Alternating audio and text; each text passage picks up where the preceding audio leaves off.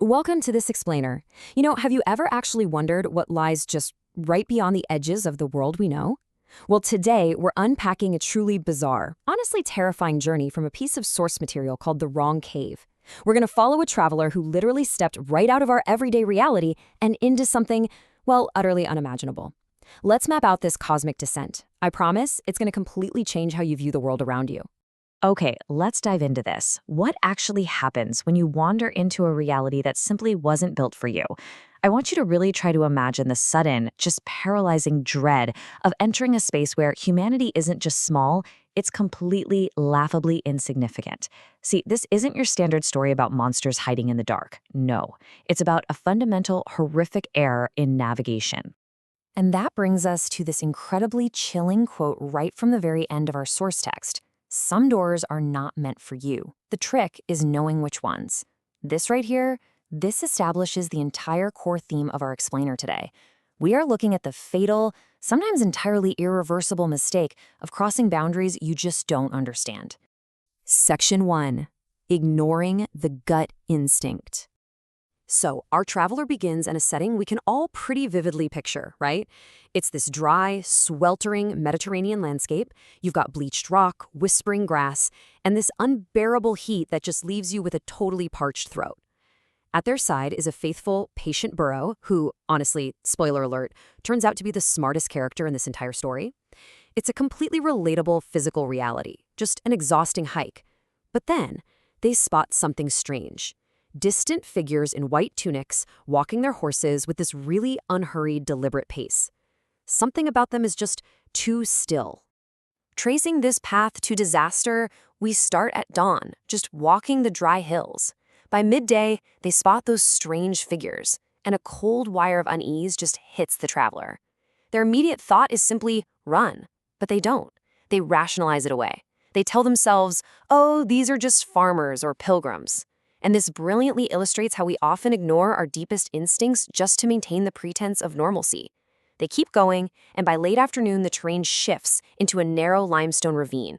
The path becomes really deliberate, like it was placed there rather than naturally formed. Section 2. Crossing the Purple Curve. Our traveler leaves the balking burro tied to a rock outside and ducks inside this cave. And immediately, the atmosphere is just entirely unnatural. The cave is filled with this cool, sourceless light that seems to literally breathe right out of the stone itself. In the center is a massive, rough-hewn stone table draped in a faded green cloth.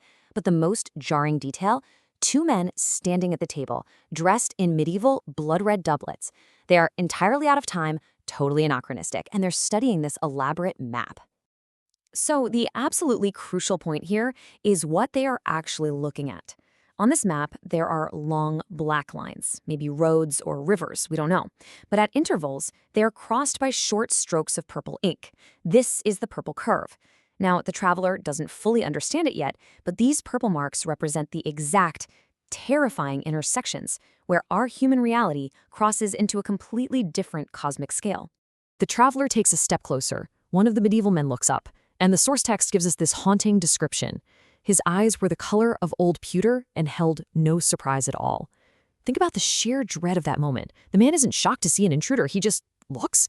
And in that split second right after that gaze meets ours, the cave vanishes. The entire world vanishes. Prepare yourself because we are about to experience an absolute paradigm shift. Section 3. Ingredients in a cosmic bowl. Now, what's really interesting about this slide is the sheer terrifying disparity in scale. On the human scale, our traveler is suddenly standing in ankle-deep flour along with 8 other terrified people from different eras. Some are groaning. One woman is desperately trying to climb a smooth wall. But on the cosmic scale, that wall is a pale ceramic boundary rising up to an unseen ceiling. The traveler realizes they are at the bottom of an absolutely massive bowl, and above the rim, which is impossibly high up, appear wheelbarrows the literal size of buildings.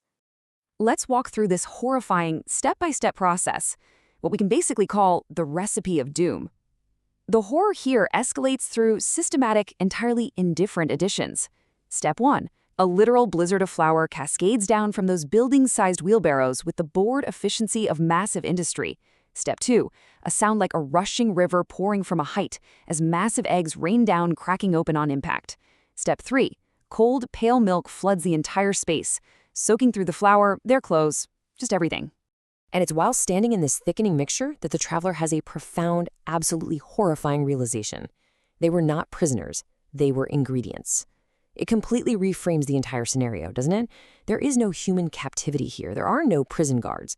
This is casual culinary consumption. The terrible clarity of this thought replaces panic with an absolute chilling understanding. Section 4. The Roman Cooks. The visual here is so absurd, yet deeply, deeply terrifying. The beings up at the rim are wearing polished lorica segmentata, that's Roman legionary armor, with bright red plumes on their helmets. Their spears are literally the length of mature pine trees. And honestly, worse than the spears are their wooden spoons, paddle-wide and as long as bridges, held casually like clubs. They are giants, mixing a cosmic batter. But you know, the true horror of this story isn't that these Roman cooks are evil. No, it's their detached professional attention. They aren't looking down with malice or hunger. They look down into the bowl the exact same way any cook looks into a pot, just checking to see if the batter is ready. One soldier even leans on his spear, says something to his companion, and they laugh, and the sound is like a small avalanche rolling down into the bowl. It is pure, unfiltered, cosmic indifference. As the traveler stands shivering in the batter, a colossal face appears right over the rim. The source describes it beautifully, yet terrifyingly. A face of broad plains and ancient eyes, looking down with an expression that I could not name because it was not an expression I had never seen anything on my own scale. It's just the look of a craftsman examining a piece of work that is almost finished. And then, abruptly, the light goes out. Section 5. Waking up with the Gilbs. The traveler wakes up in their own bed. It's an ordinary morning with gold light streaming right through the curtains. But this wasn't just a dream. It has the solid, heavy weight of memory. They can actually still physically feel the flour between their fingers.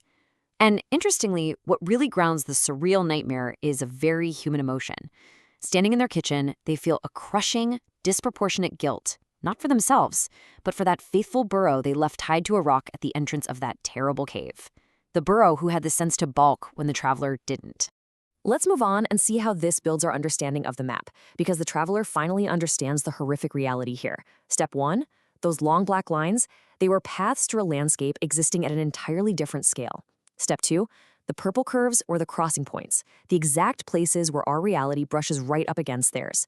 Step 3, the ultimate lesson here. If you walk through the wrong door, you end up on the wrong table, and the wrong table leads to the wrong bowl. They had been, briefly and absolutely, a flavoring.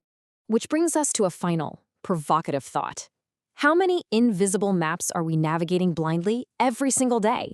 As you go about your perfectly ordinary life, walking past alleys, opening doors, exploring new places, how close are you stepping to a purple curve? The universe is full of overlapping, totally incompatible realities, and sometimes the absolute most dangerous thing you can do is simply ignore your gut and step inside. Thanks for joining me on this explainer. Keep your eyes open out there.